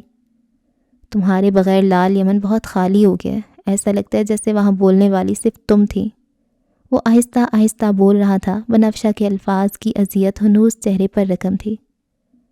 جب میں کوئی کہانی لکھتا ہوں نا تو پیپر پر اس کی آؤٹ لائن بناتا ہوں، پھر پہلا ڈرافٹ، پھر دوسرا، پھر تیسرا اور پھر فائنل ورژن۔ ایک ہی کہانی کو میں کئی سانچوں میں ڈھالتا ہوں، کئی کرداروں کے بولے گئے غلط الفاظ مٹا دیتا ہوں اور کئی کرداروں کو کچھ بولنے پر مجبور کرتا ہوں، کچھ ایسا جس سے کہانی سنبھل جائے۔ مجھے کہانیاں سنبھالنی آتی ہیں، میں زندگی نہیں سنبھال پا رہا آرا۔ مشینوں کی بیپ بیپ کے درمیان آرا اس کی آواز سن پا رہی تھی۔ وہ بس آنکھیں موندے ہوئے تھی، انہیں کھولتے ہوئے شرم آتی تھی۔ اسلان اس کے چہرے کے نیل ذہن نشین کرتا رہا۔ دن آتے اور گزر جاتے۔ بنفشہ بہت پیاری ہے آرا، میں آج تک اس جیسی عورت سے نہیں ملا۔ میں اسے کچھ بھی کہہ سکتا ہوں، بعض دفعہ مجھے کہنے کی ضرورت بھی نہیں رہتی۔ میں مستقبل میں اسے اپنے ساتھ دیکھنا چاہتا ہوں، لیکن میں اسے بچانا بھی چاہتا ہوں۔ میں اسے اپنے نام کرنا چاہتا ہوں اور میں اس وقت اس پوزیشن میں بھی نہیں ہوں۔ اس نے آرا کا ہاتھ بلند کر کے چہرہ اس پر جھکا دیا۔ وہ اس قدر تھک چکا تھا کہ اب گردن اٹھانا بھی محال تھا۔ اسے بس کوئی پڑاؤ درکار تھا اور اس کی بہن سہارا تھی۔ سمجھ نہیں آ رہا اس وقت کوئی جاب ڈھونڈوں اور پھر ایک رتبے کے ساتھ اس کے گھر جاؤں، یا پھر اس آگ کو ٹھنڈا کروں جو اس وقت میرے سینے میں جل رہی ہے۔ تمہیں پتہ ہے اسکار چاہتا ہے کہ وہ شاہویر کو مار دے۔ اتنی آسان موت کیوں؟ اس نے جتنی تکلیف تمہیں دی ہے میں حساب رکھ رہا ہوں، میں نے حساب رکھا ہے۔ اب جب تک میں اس سے دگنی تکلیف اسے واپس نہیں کروں گا میں خاموش نہیں بیٹھ سکتا۔ اس نے اس واقعے کے بعد ایک مرتبہ بھی شاہویر کی شکل نہیں دیکھی تھی۔ اسے یقین تھا وہ صبر کھو دے گا۔ وہ تیش جمع کر رہا تھا، آگ، اتنی آگ جو اسے جلا دے۔ میں جانتا ہوں اگر اس وقت میں اسے روکوں گا تو وہ میرے لیے رک جائے گی، مگر ہر قربانی وہ کیوں دے؟ میں کیوں اپنی زبان پر قابو نہیں رکھ سکا؟ اور اگر نہیں رکھ سکا تو میری ذات کے جھمیلے وہ کیوں جھیلے؟ میں اگر اسے خاص بھی محسوس نہ کروا سکوں پھر میں کیسا مرد ہوا؟ آرا نے ہلکی سی آنکھیں کھول کر اسے دیکھا۔ اسلان چونکا، یعنی وہ جاگ رہی تھی۔ کچھ چاہیے؟ اس نے بدقت نفی میں سر ہلایا اور اس کا ہاتھ اپنے ہاتھ میں تھاما۔ اسلان اس کے قریب جھکا۔ وہ کچھ کہنے کی کوشش کر رہی تھی، اس کا گلا بیٹھا ہوا تھا۔ اسلان نے اس کی آواز سننے کے لیے سانس تک روک لی۔ میں ٹھیک ہوں۔ وہ مسکرایا، عجیب سی تکان زدہ مسکراہٹ۔ تم اسے روکو۔ اس نے یہ 3 الفاظ بہت واضح کہے۔ اسلان سیدھا ہوا، اس کی رنگت بدل گئی تھی۔ آرا ہنوز انہی نظروں سے اسے دیکھ رہی تھی۔ وہ مزید بولنے کی کوشش میں تھی مگر درد اور اس کا بیٹھا ہوا گلا اجازت نہیں دے رہا تھا۔ تم اسے روکو۔ اسلان یہیں ٹھہر گیا تھا، اس کی زندگی پر مانو سحر جمود ہو گیا ہو۔ وہ مسائل کے درمیان اس عورت کو اپنی زندگی میں نہیں لانا چاہتا تھا، مگر کیا اس مسئلے کے بعد کوئی اور مسئلہ نہیں ہوگا؟ کیا اس کے بعد زندگی شفاف سڑک ہوگی؟ جواب اگر نہ تھا تو پھر اب کیوں نہیں؟ ابھی کیوں نہیں؟ انتظار کس بات کا؟ کون سا استحکام؟ اگر ساتھ سفر ہی کرنا ہے تو مشکلات سے نبرد آزمائی کیوں؟ وہ مصائب کے ساتھ ہی تھے، انہیں مصائب کے درمیان ہی ملنا تھا۔ رابعہ پرویز کے اس گھر کو آج کل لوگ مشکوک نگاہوں سے دیکھ رہے تھے۔ پہلے یہاں ایک ہی مرد آتا تھا، وہ جس کے نکاح کا علم تمام لوگوں کو تھا۔ آج کل ایک اور مرد بھی آنے لگا تھا اور آج تو ایک تیسرا بھی۔ محلے والوں کی تیز نظروں سے دور چھوٹے سے برآمدے میں یافس، سہراب اور عالمگیر بیٹھے تھے۔ رابعہ ان کے سامنے والے صوفے پر بیٹھی تھی۔ اس کی پر امید نظریں اپنے شوہر پر جمی تھیں جو آج ان دونوں کی طرف تھا، کمبخت نظریں چرائے بیٹھا تھا۔ میں آپ کو 2 راستے دے رہا ہوں رابعہ۔ پہلا، آپ میرے ساتھ کام کریں، یہ مفروری اور گمنامی ختم کرنے کا ذمہ دار میں۔ دوئم، آپ خود سے منظر عام پر آ جائیں اور ایسی صورت میں آپ کو میری یا عالم کی طرف سے کوئی سپورٹ حاصل نہیں ہوگی۔ یافس ایک مددگار شوہر ہے، لیکن آپ جانتی ہیں اس دلدل میں وہ آپ کے ساتھ دھنس سکتا ہے، آپ کو نکال نہیں سکتا۔ گو کہ وہ 2 سالوں سے اس گھر میں بند تھی، مگر اس وقت بھی وہ کافی پر اعتماد تھی۔ اس نے بڑی بڑی مجلسوں میں مردوں کو جواب دیے تھے، انٹرویوز میں بیٹھ کر پدرانہ نظام کے پر خدشے اڑائے تھے، ملکی اور غیر ملکی سطح پر اپنی اور اپنے جیسی لاکھوں عورتوں کی نمائندگی کی تھی۔ اس وقت بھی اس کے پاس جواب تھے۔ یہ دونوں طریقہ کار آپ کے لیے سود مند ثابت ہوں گے۔ پہلے آپ مجھے کیش کریں گے اور دوسرے میں میرے لیے بھیڑوں کا چھتا ہے۔ میں آپ کے دونوں راستے کیوں چنوں جب میرے پاس ایک محفوظ راستہ ہے؟ اور وہ راستہ کون سا ہے؟ اس نے ابرو اٹھایا۔ گمنامی۔ اپنا نہیں تو اس بیچارے کا ہی سوچ لیں، کب تک یہ معصوم بیوی کے ہوتے ہوئے ہواؤں سے باتیں کرے گا؟ اس کا بھی حق ہے نارمل زندگی پر۔ عالم نے مداخلت کی۔ ان کی فکر کے لیے میں موجود ہوں، آپ کیوں گھلے جا رہے ہیں؟ وہ بھی تنک کر بولی۔ خود تو آپ نے 3 عورتوں کی زندگی کا نہیں سوچا، اور اب آپ کو میرے شوہر کی فکر ستا رہی ہے۔ کیوں نہ ہو فکر، میں نے اسے پالا ہے، یہ میرے ساتھ کھیلا ہے، تمہیں تو اس کی زندگی میں 2 سال ہوئے ہیں۔ تم عالم، اب تمہاری آواز نہ آئے ورنہ میں تمہارا منہ توڑ دوں گا۔ سہراب نے سختی سے اسے ٹوکا۔ عالم تل ملا کر رہ گیا۔ یافس عجیب مخمسے میں پھنس گیا تھا، ایک طرف بیوی، دوسری طرف جگری دوست۔ وہ دونوں سے نظریں چرائے گود میں پڑے ہاتھوں کو دیکھنے لگا۔ آپ کا تیسرا راستہ کوئی ہے ہی نہیں رابعہ صاحبہ، کیونکہ اگر آپ خود سے سامنے نہیں آئیں گی تو میں آپ کو اپنے طریقے سے سامنے لاؤں گا، اور میں آپ کو ایک ولن ثابت کروں گا جس نے اپنی 4 ساتھی عورتیں مروائیں، خود زندہ رہی اور ان کے لیے نہ لڑ سکی۔ آپ چاہتی ہیں میں ایسا کروں؟ اس کی آنکھیں کہتی تھیں وہ ایسا کر سکتا ہے۔ آپ ایسا نہیں کریں گے۔ اس کی آواز لرزی۔ اور مجھے کون روکے گا؟ اس نے لمحے بھر کا توقف کیا۔ میں آپ کو بچا سکتا ہوں عزت اور وقار کے ساتھ۔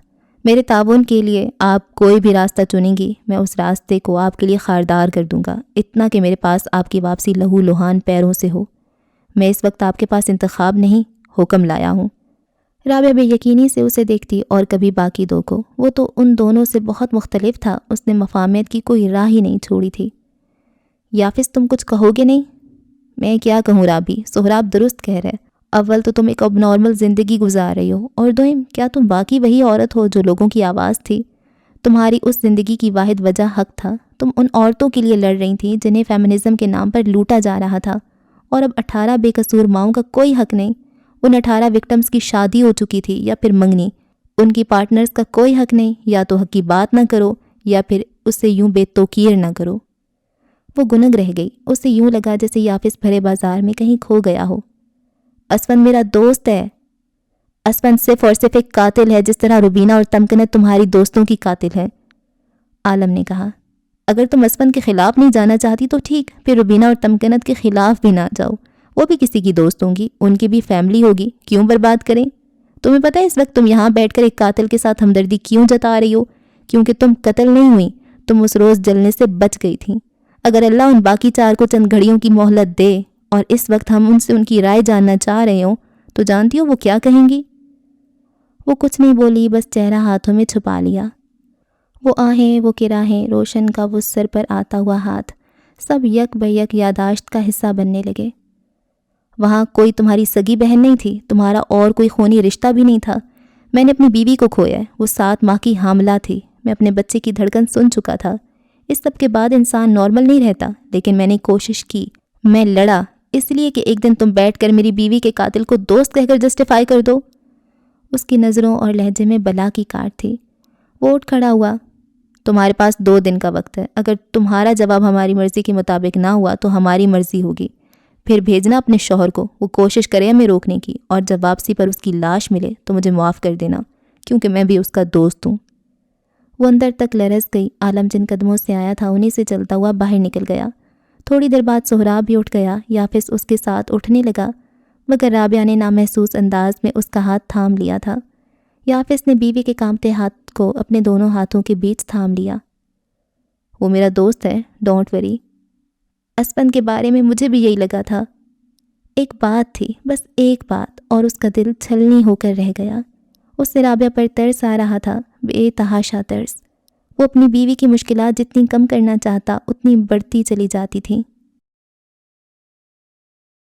مجھے یہاں آئے ہوئے کتنے گھنٹے ہوئے ہیں؟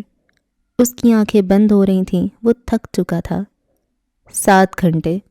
جواب سہراب کی طرف سے آیا، جو کہ اس کی طرف پیٹ کیے کھڑا تھا۔ وہ اپنے سامان میں کچھ تلاش کر رہا تھا۔ چند گھنٹوں کے اندر اندر میری ماں کے سارے ملازم مجھے تلاش کریں گے، میرے لوگ پاگل ہونے لگیں گے، تم مجھے زیادہ وقت یہاں نہیں رکھ سکتے۔ سہراب، کچھ مزید پوچھنا ہے تو پوچھ لو، میں جواب دینے کو تیار ہوں۔ چند گھنٹوں بعد تمہارے پاس صرف پچھتاوا رہے گا۔ وہ گردن ڈھلکائے ہوئے ہنسا، پھر مڑ کر سامنے دیکھا، ایسے جیسے کوئی اس کے سامنے کھڑا ہو۔ اپسرا، تم ان سے خوفزدہ نہ ہونا اپسرا، میں اپنی ماں کا سب سے ضروری ہتھیار ہوں، وہ مجھے ملک الموت سے بچانے کے لیے بھی وظائف کرے گی، یہ تو پھر انسان ہے۔ سہراب اور عالم دونوں نے اس کی نگاہوں کی تقلید میں دیکھا۔ خوف ان دونوں کو نہیں تھا، مگر ان کے سامنے محض دیوار تھی۔ اسفند جس سے بات کر رہا تھا وہ چہرہ بس اس سے ہی دکھتا تھا۔ تمہارے مطابق اس وقت تمہاری قدرت کیا کہتی ہے؟ تمہارے پاس کتنا وقت ہے؟ وہ چل کر اس تک آیا۔ میرے پاس طویل عمر ہے، قدرت نے میرے ذمہ انتہائی اہم کام لگا رکھے ہیں۔ بولتے بولتے وہ رکا، لہجے میں یاسیت کھل گئی۔ بعض مرتبہ میں بہت تھک جاتا ہوں، خوف، آہیں، چیخیں اور مقتول کے پیچھے رہ جانے والا اس کا خاندان، یہ سب مجھے سونے بھی نہیں دیتا۔ تب میں قدرت سے معافی مانگ لیتا ہوں، میں اس سے کہہ دیتا ہوں کہ اب بس۔ اس کی آواز ہلکی ہو گئی، کچھ خوف زدہ بھی۔ لیکن یہ مجھے نہیں چھوڑتی، یہ چاہتی ہے میں یہ سب کروں، اور اگر میں نہ کروں تو یہ میرے سامنے نہیں آتی۔ اس نے بازو لمبا کر کے ایک پرشکوہ اشارہ کیا۔ اپسرا اسے خفگی سے دیکھ رہی تھی، پھمیں اکٹھی کیے بے حد ناراضگی سے۔ عالم، تم اس سے کہو مجھے چھوڑ دے، یہ چلی جائے گی تو میں سارے غلط کام چھوڑ دوں گا۔ سہراب اس کی سائیکی سمجھ رہا تھا، یہ اسفند انصاری کا شر کم، اس کی تنہائی زیادہ تھی۔ اس کے تخیل نے ایک ایسا انسان جنم دیا تھا جو اس کا اصل تھا، اس سے قبول کرتا تھا اور اس سے الفت رکھتا تھا۔ وہ اسے چھوڑ دے تو اس کی حیات صفر، جذبات خالی۔ دونوں بھائیوں سے فیصلہ نہ ہوا کہ اس انسان پر ترس کھائیں یا طیش۔ سہراب یمن نے گہرا سانس آزاد کیا۔ میں نہیں مانتا کہ قدرت نے تمہیں زیادہ وقت دیا ہے، مجھے لگتا ہے تم آج یہاں میرے ہاتھوں سے قتل ہوگے۔ وہ اس سے کھیل رہا تھا، جیتنے کی امید نہیں، یقین کے ساتھ۔ وہ شام میں دیر سے گھر آیا تو اس نے باہر سامان لادنے والا ٹرک دیکھا جو فی الحال خالی تھا۔ اس نے اندازہ لگایا سامنے والے شاید نقل مکانی کر رہے تھے۔ وہ اندر کمرے میں آ کر اپنے جوتے اتارنے لگ گیا جب اسے دیوار کے اس پار سے ٹھوک پیٹ کی آوازیں سنائی دیں۔ چند لمحے وہ اس آواز کی نوعیت سمجھنے کی کوشش کرتا رہا، پھر یکلخت اس کے ذہن میں کوئی دھماکہ سا ہوا۔ وہ اٹھا، بغیر جوتے پیروں میں ڈالے وہ تیزی سے سہراب کے کمرے کی طرف بھاگا۔ بغیر دستک دیے وہ اندر داخل ہوا۔ جب گھڑی اتار کر دراز پر رکھتے سہراب نے چہرہ پھیرا۔ اسے اندازہ تھا اسلان کے چہرے کی اس رنگت کی وجہ کیا ہو سکتی ہے۔ ضروری بات کرنی ہے۔ سہراب نے شرٹ کے اگلے 2 بٹن کھولے اور پلنگ پر جا کر بیٹھا۔ یہاں آؤ، کیا بات ہے؟ اسلان نے ڈھیر سارا تھوک نگلا اور اس کے ساتھ جا کر بیٹھ گیا۔ آمنہ شاید باورچی خانے میں تھی، اس وقت وہ دونوں آرام سے بات کر سکتے تھے۔ بنفشہ جا رہی ہے؟ میں جانتا ہوں۔ اس نے خشک ہوتے لبوں پر زبان پھیری۔ میں چاہتا ہوں آپ ان سے بات کرو۔ موضوع گفتگو؟ وہ سنجیدگی سے پوچھتے ہوئے میز پر دھرا اپنا موبائل اٹھا چکا تھا۔ میں دراصل شادی کرنا چاہ رہا ہوں، اسلان نے گلا کھنکار کر کہا۔ سہراب نے موبائل سے نگاہ اٹھا کر اسے تکا۔ یہاں اس پلنگ پر اس نے اپنے بازو پر کئی دفعہ اسے سلایا تھا، کئی دفعہ اس کے چھوٹے چھوٹے مسئلے سنے تھے، اور آج وہ یہیں اپنی شادی کی بات کر رہا تھا۔ وہ کتنا بڑا ہو گیا تھا۔ جہاں تک میری اطلاع ہے مس مخدوم کا کوئی میرج بیورو، اس نے سنجیدگی سے جواب دیا۔ میں بنفشہ سے شادی کرنا چاہتا ہوں۔ اب کہ وہ کچھ زور دے کر واضح لفظوں میں بولا تھا۔ یہ بات تمہیں اس سے کہنی چاہیے، میں کس زاویے سے وکیل صاحبہ لگ رہا ہوں؟ اسکار پلیز، وہ جھلایا۔ میں نے اس کے سامنے بہت بکواس کر دی ہے، مجھے نہیں کرنی چاہیے تھی، اور اب میں نہیں چاہتا وہ یہاں سے جائے۔ کیوں؟ شاہویر اسے استعمال کرے گا میرے خلاف، مجھے توڑنے کے لیے۔ میں اسے محفوظ رکھنا چاہتا ہوں۔ بس یہی وجہ ہے؟ اسلان سے کہتے ہوئے اس نے موبائل پر بنفشہ کو پیغام بھیجا۔ آپ سے کچھ بات کرنی ہے۔ نہیں، صرف یہ وجہ نہیں، میں واقعی ان سے شادی کرنا چاہتا ہوں۔ دوسری طرف سے بنفشہ نے مصروف سے انداز میں جواب لکھا۔ کہیں؟ نہ تمہارے پاس جاب ہے، نہ کاروبار، نہ ڈگری، اور وہ برسرے روزگار عورت تم سے کیوں شادی کرے گی؟ اس کا چہرہ ہنوز موبائل پر جھکا تھا۔ اسلان کے تاثرات پڑھنے کے لیے اسے چہرہ دیکھنے کی ضرورت نہیں تھی۔ فی الحال نہ کرے، کچھ سال بعد کر لے۔ سہراب اس کی طرف نہیں دیکھ رہا تھا۔ ابھی صرف منگنی کر لے۔ اسلان چاہتا ہے میں آپ کی طرف آؤں اس کے سرپرست کی حیثیت سے۔ وہ 30 سال کی ہے، یہ اس کے سیٹل ہونے کی عمر ہے، تمہارے لیے انتظار کیوں کرے؟ صحن میں بیٹھی وہ عورت موبائل ہاتھ میں لیے بیٹھی رہ گئی۔ دل اتنی زور سے دھڑک رہا تھا جس کی کوئی حد نہیں تھی۔ سہراب یمن کے اس ایک پیغام نے اس کے اندر نئی روح پھونک دی تھی۔ ہاں مگر چچا کے اس بھتیجے سے وہ اب تک خفا ہی تھی۔ بتائیں جناب، وہ ایک بے روزگار کا انتظار کیوں کرے گی؟ اسلان نے کلس کر اسے دیکھا۔ وہ ہم دیکھ لیں گے، آپ ابھی جاؤ، ان سے جا کر بات کرو۔ یعنی میں اس وقت ان کے گھر تمہارا رشتہ لے کر جاؤں؟ سینے پر انگلی رکھ کر پوچھا۔ دونوں جوتے کھا کر آئیں گے؟ آپ میرے لیے اتنا نہیں کر سکتے؟ نہیں اسلان، میں تمہارے لیے جوتے نہیں کھا سکتا۔ ٹکا سے جواب دے کر وہ دوبارہ موبائل کی طرف متوجہ ہو گیا۔ اگر آپ کی اجازت ہو تو کیا میں اپنی زوجہ کے ساتھ آپ کے گھر آ سکتا ہوں؟ اسلان معاملات کی نزاکت کو نہیں سمجھتا تھا، سہراب سمجھ رہا تھا۔ کسی کے گھر یوں ہی اٹھ کر رشتہ مانگنے چلے جانا حماقت ہوتی، یہ خاندانی لوگوں کا شیوا نہیں تھا۔ آپ سے اچھا تھا میں عالم کو کہہ دیتا۔ وہ اٹھ کر خفگی سے باہر جا رہا تھا۔ دوسری طرف سے بنفشہ کا جواب آ گیا تھا۔ میری بڑی عظمیٰ بھی ہیں، ان سے بات کر لیجئے۔ اس نے بڑی مشکل سے لکھا، گال دہک رہے تھے۔ اف اف اف، وہ تو اس سے ناراض نہیں تھی۔ اسلان سے ناراض ہونا مشکل کام تھا، اس پر غصہ آ سکتا تھا، بے تحاشا غصہ، مگر وہ کم بخت اگلے لمحے جب مسکرا دیتا تھا، چپ چاپ پشیمانی سے سر جھکا دیتا تھا تو غصہ بڑھ ضرور جاتا تھا، مگر ناراضگی ختم ہو جاتی تھی۔ پچھلے رویے کے لیے وہ اسے معاف کر سکتی تھی، اسلان یمن کے لیے اس کے دل میں بہت گنجائش تھی۔ اتنے سخت حالات میں اس کے گھر رشتہ بھیجنے کا مقصد جان سکتا ہوں؟ اسلان نے مڑ کر اسے دیکھا، اس کی آنکھوں میں سنجیدگی ہلکورے لے رہی تھی۔ آپ نے کہا تھا مرد جب وعدہ کرتا ہے تو اسے پورا کرتا ہے۔ میں نے اس سے وعدہ کیا تھا کہ میں اسے اس گھر میں رہنے کی وجہ دوں گا۔ حالات کی یہ سختی اگر میرے وعدے کے درمیان آ رہی ہے تو مجھے مردوں کی طرح سختی کے ساتھ بھی وعدہ نبھانا آنا چاہیے۔ اور اگر اس نے حالات اچھے ہونے کا وقت مانگ لیا تو میں اسے وقت دوں گا۔ تم بھی وقت مانگ سکتے ہو۔ اس نے دیا تھا، اب میری باری۔ کتنا وقت دو گے اسے؟ جتنا وہ مانگے گی۔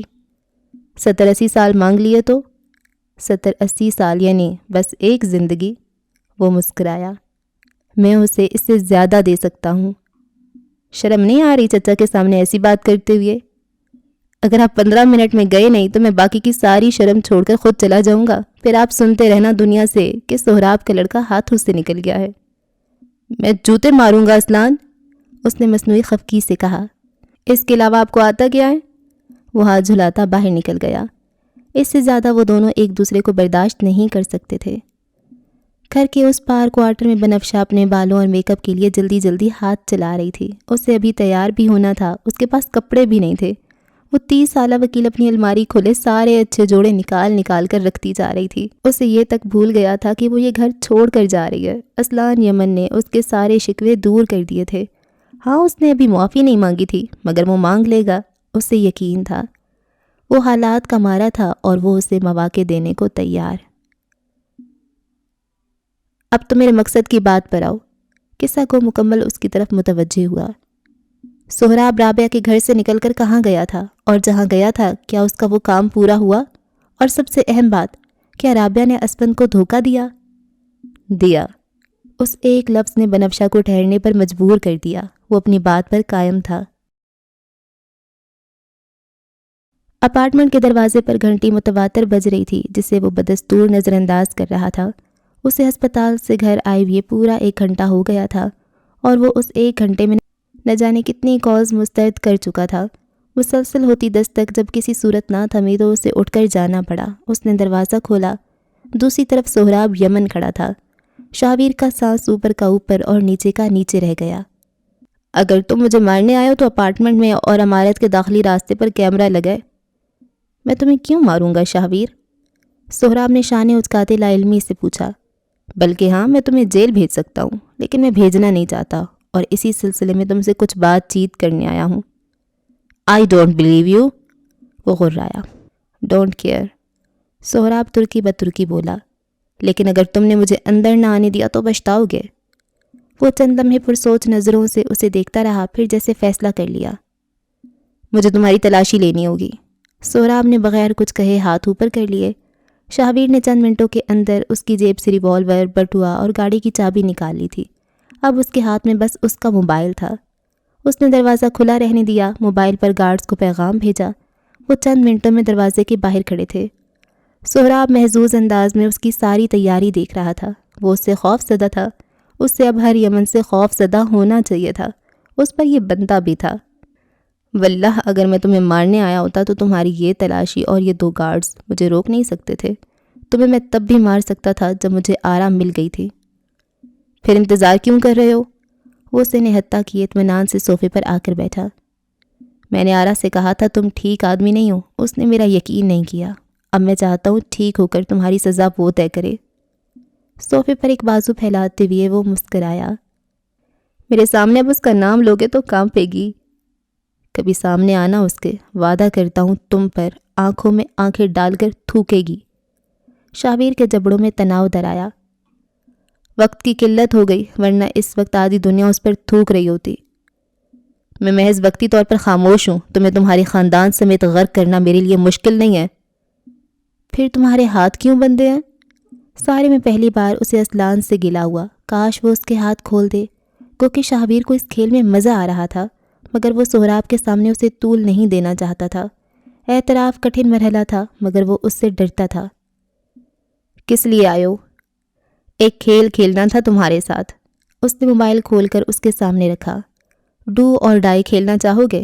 شاہویر ساکت نگاہوں سے موبائل کی اسکرین کو دیکھ رہا تھا، جہاں رابعہ پرویز کی تصویر کھلی تھی اور وہ یافس کے ساتھ بیٹھی تھی۔ اس کے لبوں پر ہلکی سی مسکراہٹ تھی اور یہ تصویر حالیہ تھی۔ اسے جانتے تو ہوگے، تمہارے نزدیک جوہر 40 کی وکٹم، مگر در حقیقت سروائیور، اور میرے دوست کی بیوی رابعہ پرویز۔ کیا بکواس ہے یہ؟ وہ بولا نہیں، غرایا تھا۔ یہ اے آئی ہے، میں مان ہی نہیں سکتا یہ سچ ہے۔ یہ عورت مر چکی تھی۔ ابھی کنفرم کر لیتے ہیں۔ سہراب نے موبائل اٹھا کر ایک کال ملائی۔ موبائل واپس شاہویر کی طرف بڑھایا، جسے وہ لرزتے ہاتھوں سے تھام گیا تھا۔ کال اٹینڈ ہو چکی تھی۔ دوسری جانب ویڈیو کال پر رابعہ مسکرا رہی تھی۔ Hello Veer, long time. What the? Shahveer کے لبوں سے کوئی غیر مہذب انگریزی لفظ نکلا۔ اس کی رنگت فک ہو گئی تھی۔ کیسے ہو ویر؟ یہی سوچ رہے ہوگے کہ جب تم نے خود میرے گھر میں گھس کر کمروں کے دروازے بند کیے، ہر طرف آگ لگائی، ایک میس مرڈر پلان کیا اور اس پر عمل بھی کیا، پھر میں کیسے بچ گئی؟